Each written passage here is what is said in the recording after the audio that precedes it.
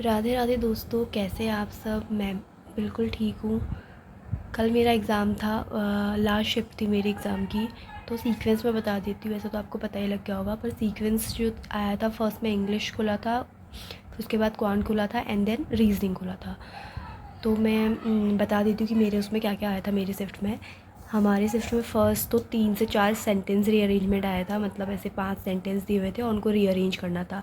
3 phase replacement आए थे और क्लोज टेस्ट आया था।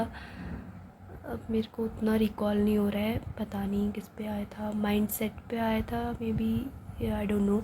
उसके बाद 5 मिसस्पेल्ट आए थे और एक यूजेज ऑफ वर्ड आया था। इसका प्रे आया था, प्रे का यूज़ बताना था। और 4 से 5 एरर थे, एरर भी अच्छे थे। और आरसी के 7 क्वेश्चन थे। इसमें हंगरी के ऊपर आया था, स्टूडेंट की।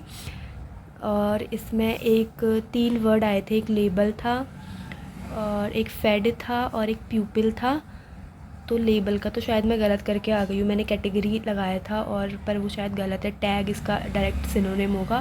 फेड का तो नरिश्ड करके आई हूँ और वहाँ पे एडजेक्टिव चाहिए था, तो फेड का फेड ही होना है, मतलब नरिश्ड होना चाहिए था। और प्यूपिल्स का तो स्टूडेंट है, ये तो सही है। तो ऐसे मेरे इंग्लिश में अटैम्प्ट जो है वो 24 हुए हैं।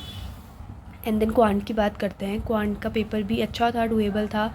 10 से 12 क्वेश्चन सिंप्लीफिकेशन के थे। 1 केसलेट आई थी 5 मार्क्स की, टेबुलर आई थी 3 मार्क्स की।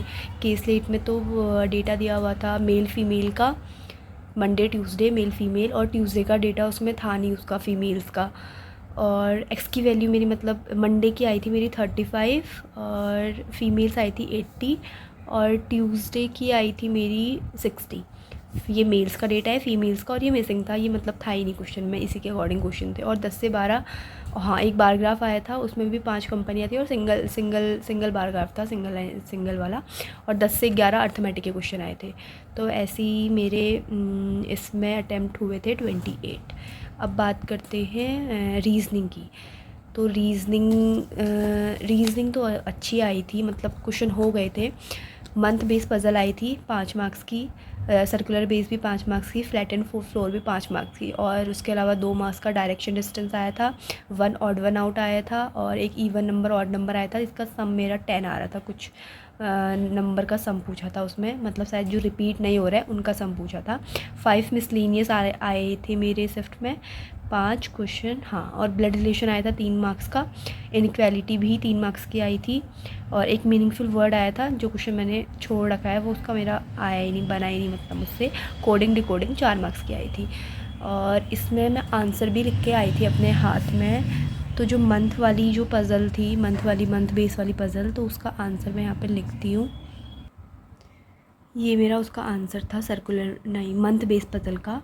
और जो सर्कुलर वाली आई थी उसका मेरा ये था। मेरे पास 1 मिनट बचा हुआ था, तो मैंने आंसर अपने हाथ में लिख लिए थे। और उसके बाद फ्लैट एंड फ्लोर वाले का आंसर मेरा ये बना था। और तो मेरे इसमें टोटल अटैम्प्ट की बात करते हैं तो मेरे 34 अटैम्प्ट हुए हैं और ओवरऑल मेरे 86 अटैम्प्ट हुए हैं। हाँ, 86, 30, 20, हाँ 86 अटैम्प्ट हुए हैं। तो आप बताना आपका कैसा रहा और अपने मार्क्स शेयर करना। Thank you.